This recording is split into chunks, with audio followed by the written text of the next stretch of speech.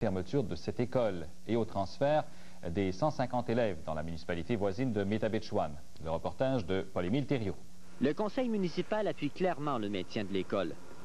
La municipalité soutient que la commission scolaire devrait enfin tourner la page. Revenir tout le temps, à tous les 2-3 ans, fermer cette école-là, je pense que ça a assez duré. Là. Je pense que la région doit être tannée d'entendre parler de la fermeture de l'école de Ronge-du-Lac. Puis ça, tous on est tannés. Puis on ne peut pas rien qu'appuyer le comité dont on revendique le maintien de l'école. La municipalité et le milieu soutiennent que leur école offre des qualités de service et d'environnement supérieures aux alternatives. Le gymnase, on a une grande salle qui peut servir de gymnase aussi, de salle de regroupement.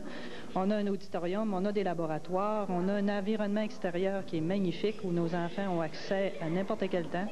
Alors on demande, on se pose la question là, au niveau de la qualité, où nos enfants vont retrouver cet environnement-là. Les jeunes rencontrés sont d'accord.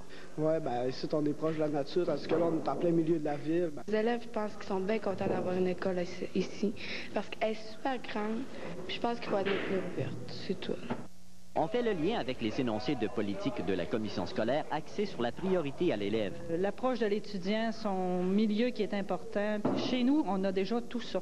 Alors pourquoi sortir nos jeunes d'un milieu qui leur convient, qui va dans la même direction que la philosophie de la commission scolaire, celle qu'elle prônait au début de l'année?